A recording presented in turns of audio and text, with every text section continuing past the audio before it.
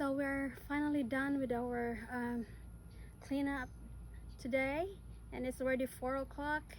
So as I promised, I'll give you a tour of what we had done, and I'll show you some of the plants I have planted here. So again, this is the front yard.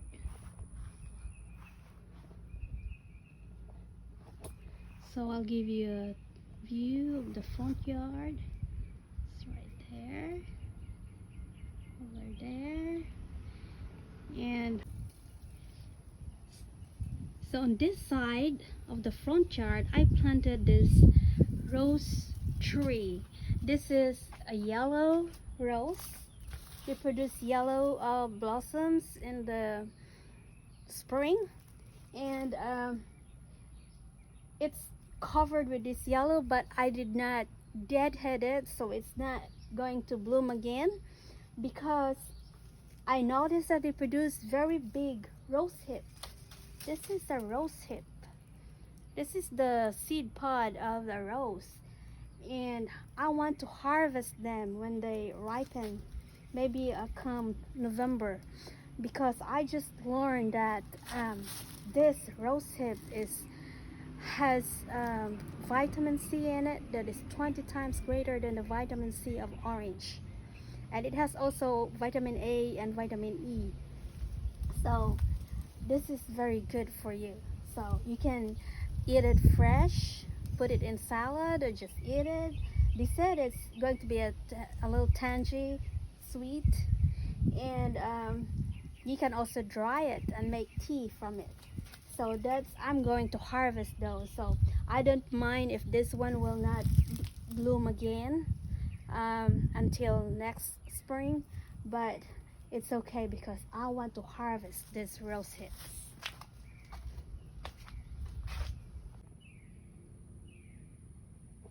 So over here I have this boxwood that I trimmed, and this right here is Nandina.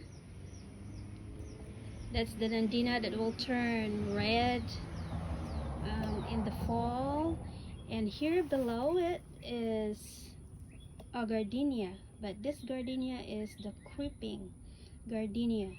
It produces a white flower, same with the shrub gardenia, but they're done blooming this year, so they are good for the borders. So that's the creeping gardenia.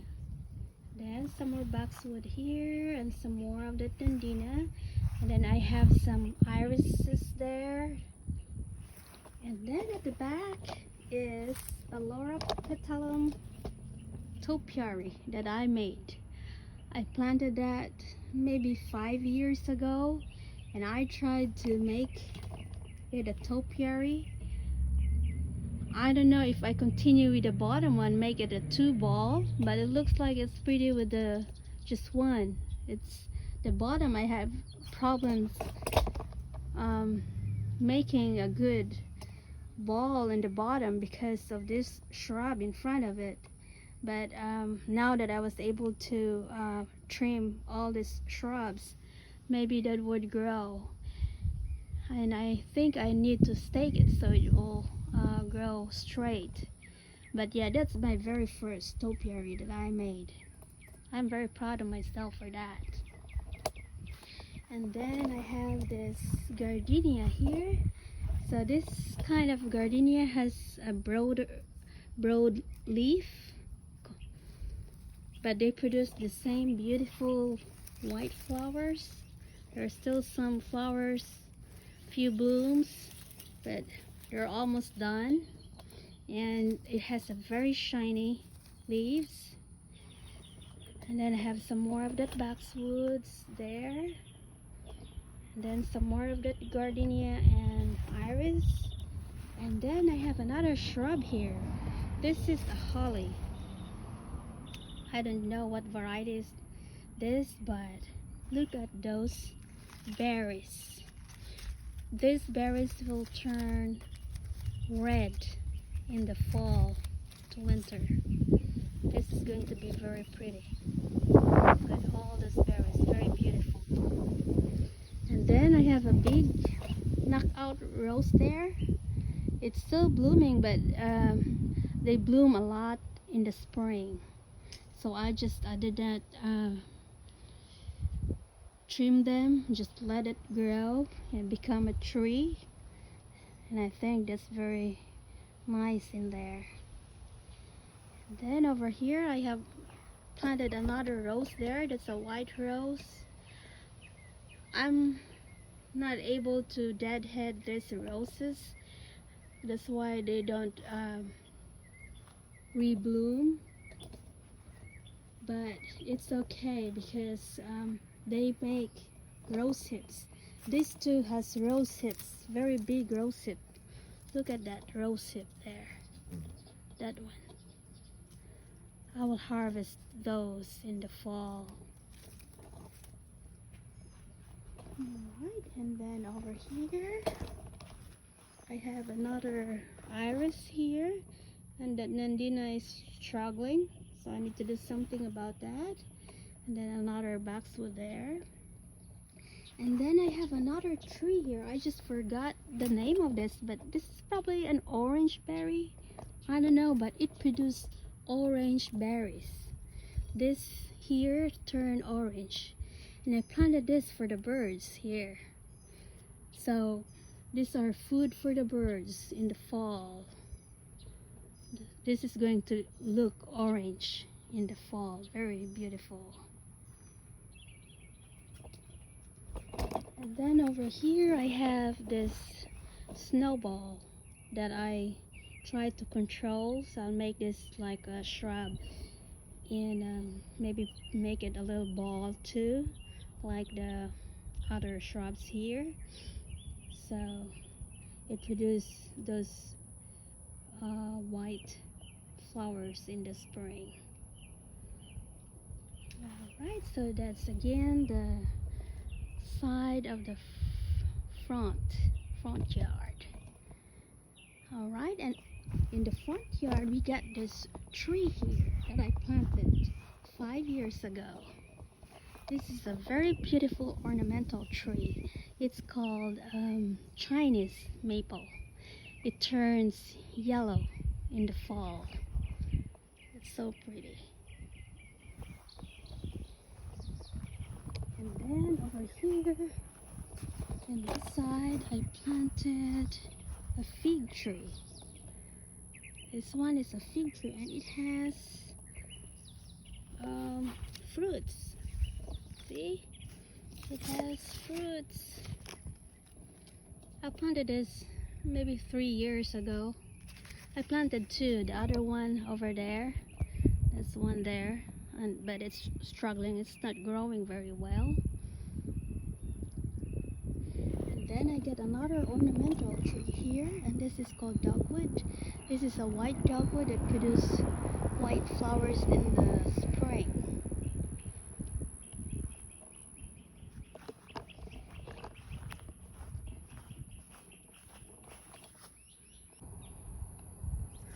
And so let's proceed to the south side of the house. And that big tree there on the side, that's a crepe myrtle. And it has white flowers. Very beautiful. All the branches will produce, they just started blooming. So they bloom in the summer. And then I have another crepe myrtle here. This is the purple one. This is a dwarf one. It should not grow above 5 feet. So this produces pink flowers. So they are going to produce flowers this summer. All of our crepe myrtle. So some already start blooming like these white ones. And then here I have this magnolia. This is a magnolia tree. I have planted this 5 years ago and it struggles, but it's starting to take off. and those very beautiful leaves, and they produce very beautiful flowers too, white flowers in the spring and fall. So they are done flowering. And then over here, so these are the shrubs that I trimmed earlier today. So these are all Laura petalum, and they are the variety that doesn't grow very tall. So I planted this maybe 6-7 years ago, and they struggle at first because it's very clayey here, but it's very nice now. And then I planted another knockout rose there. Okay, and then I put a boxwood. And in there I got a boxwood in the middle, so I wanted to grow, to have some break in the colors. And another holly here. I just recently, maybe last year or 2 years ago, so there's another holly there. I want this to grow like a Christmas tree. I will form it a conical form. Very beautiful. And here, look at this. I have something to show you. Those are pear tree fruits. It's a pear tree with all those fruits. I ate earlier today, and I'll grab another one.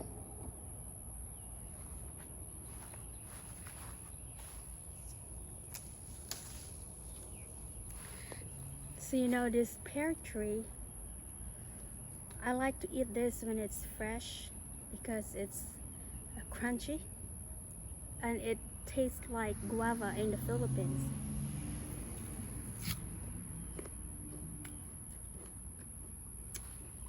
Yummy, very yummy.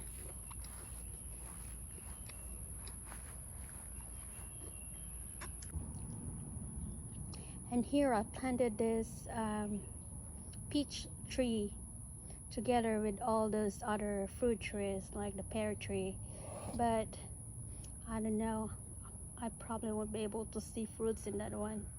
Every year they die back, and then when they come out in different or in many branches, and they just don't produce fruits. So I don't know, I'll just let it grow and then wait and see if it ever produces fruits. And here I have 2 apple trees there, right there, and one of this is a Gala apple, but I can't remember the other one. But it has not produced fruits yet. So I planted this 4 years ago, all these fruit trees here. So I hope one day I can see fruits in that one.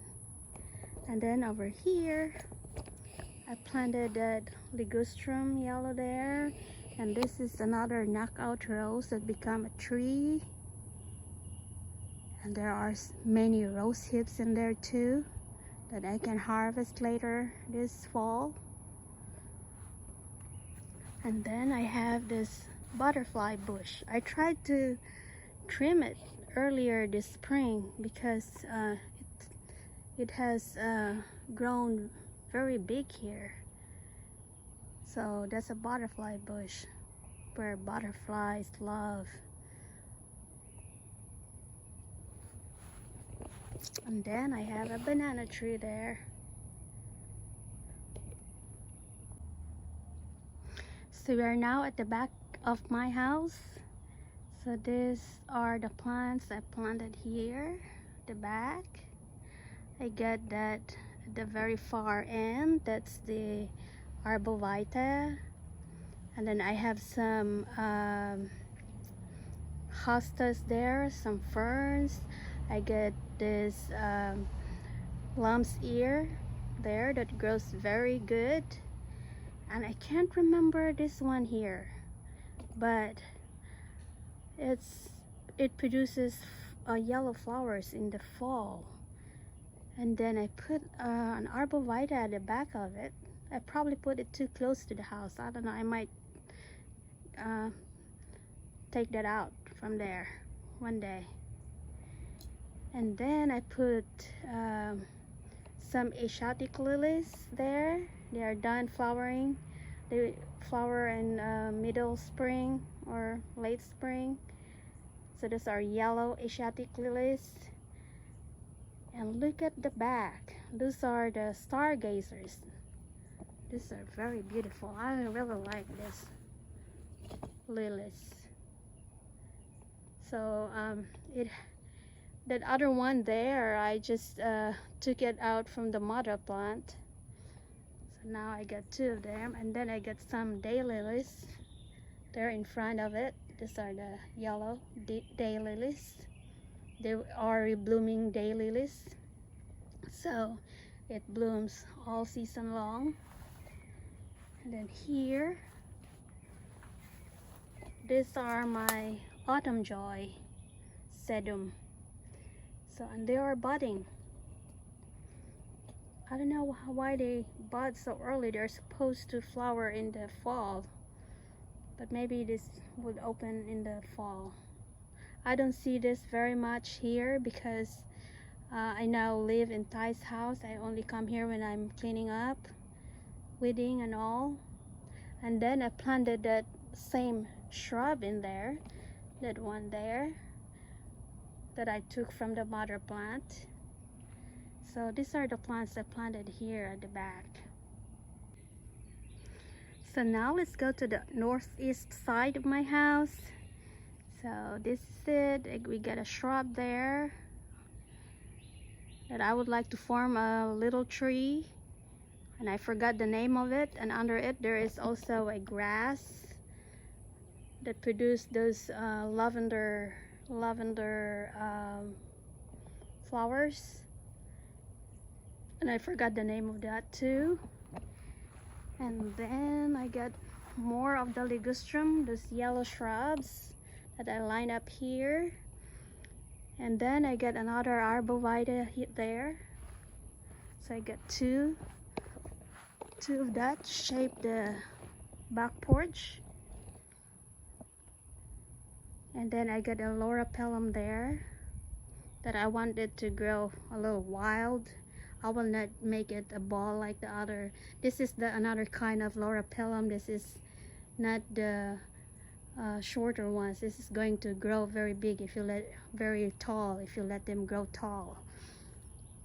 And then I have a rose there that produce light pink flowers, and they already